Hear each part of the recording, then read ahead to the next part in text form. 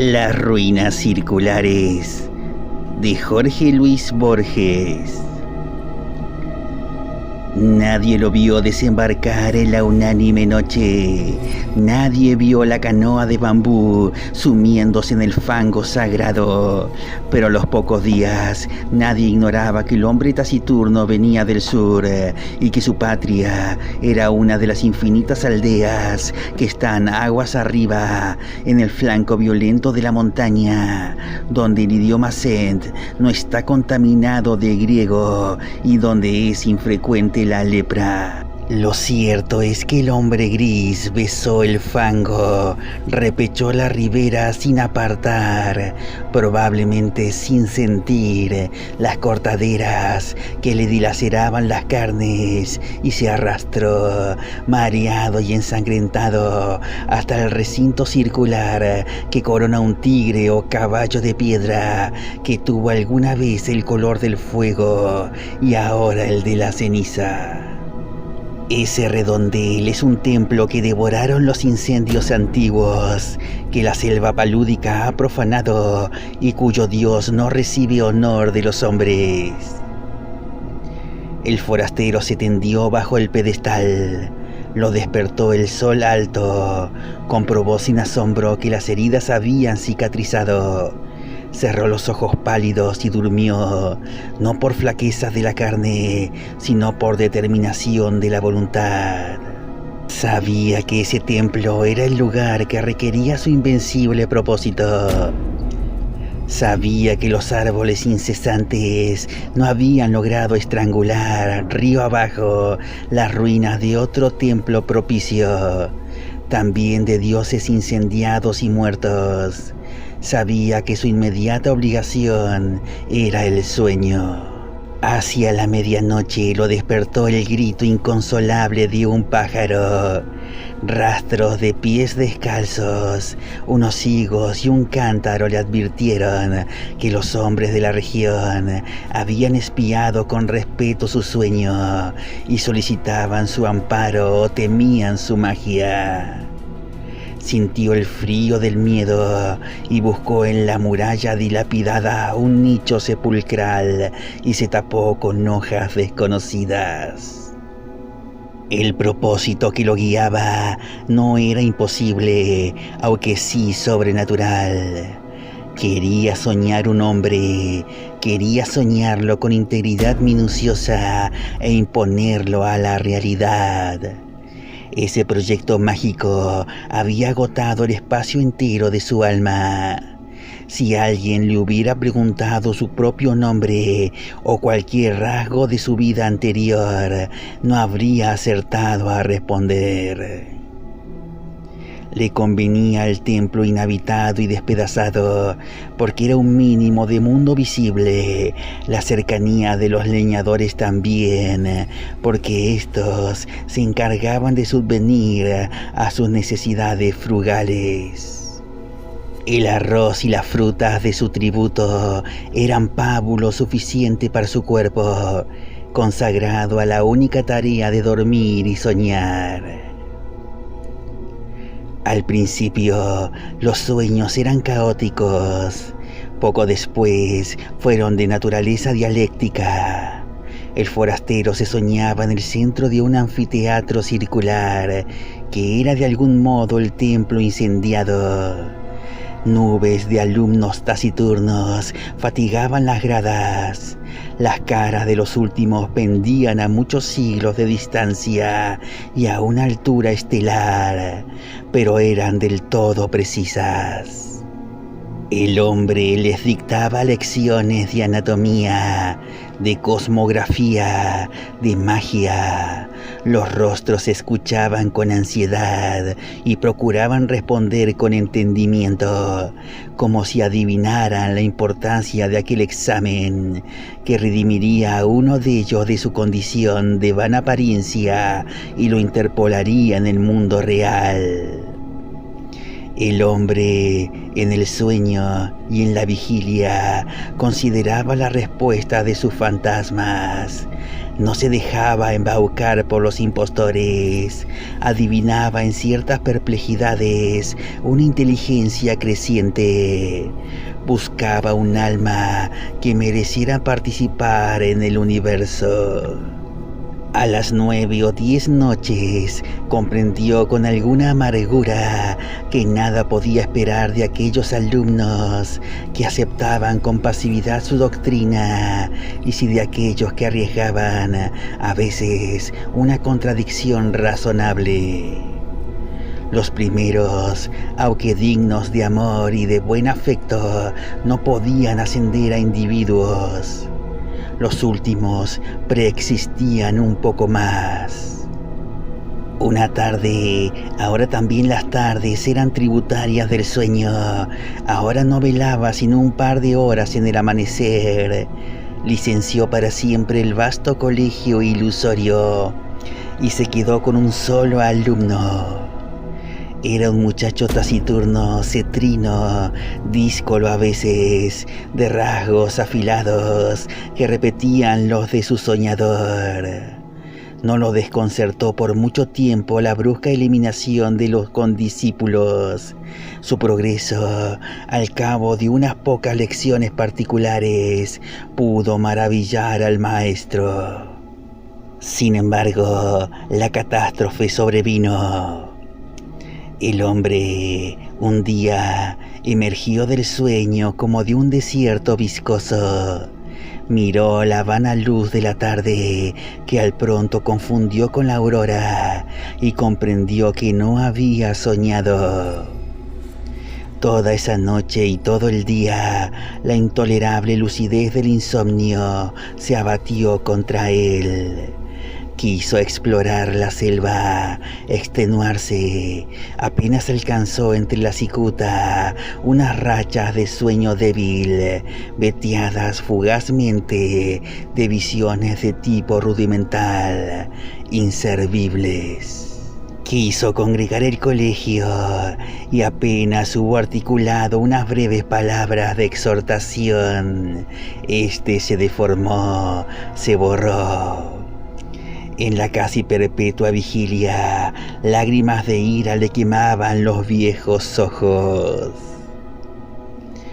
Comprendió que el empeño de modelar la materia incoherente y vertiginosa de que se componen los sueños es el más arduo que puede acometer un varón, aunque penetre todos los enigmas del orden superior y del inferior.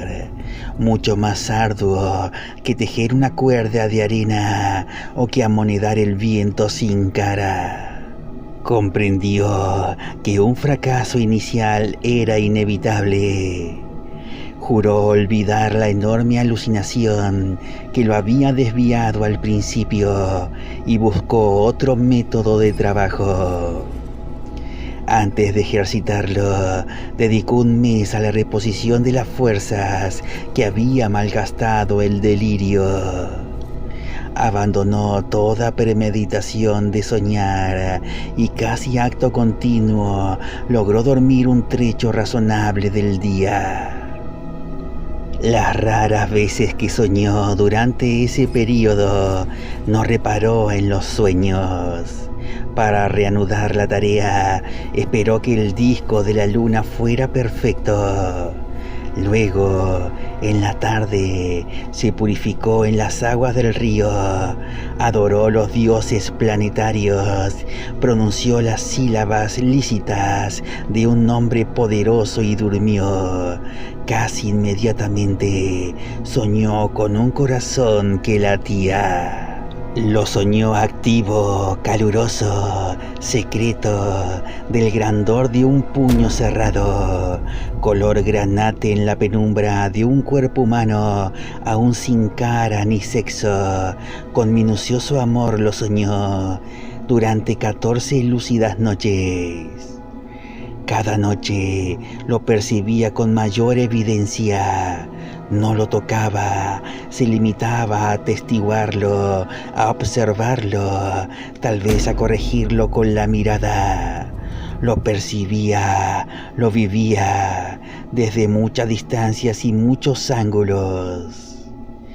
La noche catorcena rozó la arteria pulmonar con el índice y luego todo el corazón desde afuera y adentro. El examen lo satisfizo. Deliberadamente no soñó durante una noche. Luego retomó el corazón, invocó el nombre de un planeta y emprendió la visión de otro de los órganos principales. Antes de un año llegó al esqueleto, a los párpados. El pelo innumerable fue tal vez la tarea más difícil. Soñó un hombre íntegro, un mancebo, pero este no se incorporaba ni hablaba, ni podía abrir los ojos. Noche tras noche el hombre lo soñaba dormido. En las cosmogonías gnósticas, los demiurgos amasan un rojo Adán que no logra ponerse de pie. Tan inhábil y rudo y elemental como ese Adán de polvo, era el Adán de sueño que las noches del mago habían fabricado. Una tarde, el hombre casi destruyó toda su obra, pero se arrepintió. Más le hubiera valido destruirla. Agotados los votos a los númenes de la tierra y del río, se arrojó a los pies de la efigie, que tal vez era un tigre y tal vez un potro, e imploró su desconocido socorro. Ese crepúsculo soñó con la estatua. La soñó viva, trémula. No era un atroz bastardo de tigre y potro, sino a la vez esas dos criaturas vehementes y también un toro, una rosa, una tempestad. Ese múltiple dios le reveló que su nombre terrenal era fuego, que en ese templo circular y en otros iguales le habían rendido sacrificios y culto, y que mágicamente animaría al fantasma soñado. De suerte que todas las criaturas, excepto el fuego mismo y el soñador, lo pensaran un hombre de carne y hueso. Le ordenó que una vez instruido en los ritos, lo enviaría al otro templo despedazado, cuyas pirámides persisten aguas abajo, para que alguna voz lo glorificara en aquel edificio desierto. En el sueño del hombre que soñaba, el soñado se despertó. El mago ejecutó esas órdenes, consagró un plazo que finalmente abarcó 2 años a descubrirle los arcanos del universo y del culto del fuego. Íntimamente le dolía apartarse de él. Con el pretexto de la necesidad pedagógica, dilataba cada día las horas dedicadas al sueño. También rehizo el hombro derecho, acaso deficiente. A veces lo inquietaba una impresión de que ya todo eso había acontecido. En general, sus días eran felices. Al cerrar los ojos pensaba, ahora estaré con mi hijo, o, más raramente, el hijo que he engendrado me espera y no existirá si no voy. Gradualmente lo fue acostumbrando a la realidad. Una vez le ordenó que embanderara una cumbre lejana. Al otro día flameaba la bandera en la cumbre. Ensayó otros experimentos análogos, cada vez más audaces. Comprendió con cierta amargura que su hijo estaba listo para nacer y tal vez impaciente. Esa noche lo besó por primera vez y lo envió al otro templo cuyos despojos blanqueaban río abajo, a muchas leguas de inextricable selva y de ciénaga.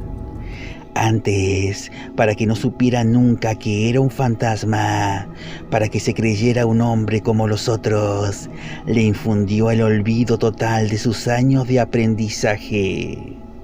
Su victoria y su paz quedaron empañadas de hastío.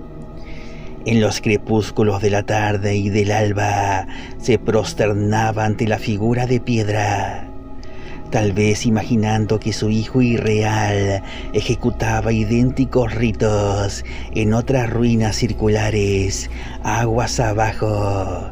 De noche no soñaba, o soñaba como lo hacen todos los hombres. Percibía con cierta palidez los sonidos y formas del universo. El hijo ausente se nutría de esas disminuciones de su alma. El propósito de su vida estaba colmado. El hombre persistió en una suerte de éxtasis. Al cabo de un tiempo que ciertos narradores de su historia prefieren computar en años y otros en lustros, lo despertaron dos remeros a medianoche. No pudo ver sus caras, pero le hablaron de un hombre mágico en un templo del norte, capaz de hollar el fuego y de no quemarse. El mago recordó bruscamente las palabras del dios.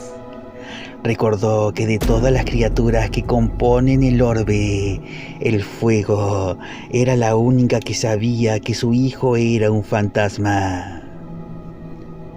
Ese recuerdo apaciguador al principio acabó por atormentarlo. Temió que su hijo meditara en ese privilegio anormal y descubriera de algún modo su condición de mero simulacro. No ser un hombre, ser la proyección del sueño de otro hombre. ¡Qué humillación incomparable! ¡Qué vértigo! A todo padre le interesan los hijos que ha procreado, que ha permitido, en una mera confusión o felicidad. Es natural que el mago temiera por el porvenir de aquel hijo, pensado entraña por entraña y rasgo por rasgo en 1001 noches secretas. El término de sus cavilaciones fue brusco, pero lo prometieron algunos signos. Primero, al cabo de una larga sequía, una remota nube en un cerro, liviana como un pájaro. Luego, hacia el sur, el cielo que tenía el color rosado de la encía de los leopardos. Luego las humaderas que rumbraron el metal de las noches. Después la fuga pánica de las bestias. Porque se repitió lo acontecido hace muchos siglos. Las ruinas del santuario del dios del fuego fueron destruidas por el fuego. En un alba sin pájaros, el mago vio cernirse contra los muros el incendio concéntrico. Por un instante pensó refugiarse en las aguas, pero luego comprendió que la muerte venía a coronar su vejez y a absorberlo de sus trabajos. Caminó contra los jirones de fuego. Estos no mordieron su carne. Estos lo acariciaron y lo inundaron sin calor y sin combustión. Con alivio, con humillación, con terror, comprendió que él también era una apariencia, que otro estaba soñándolo.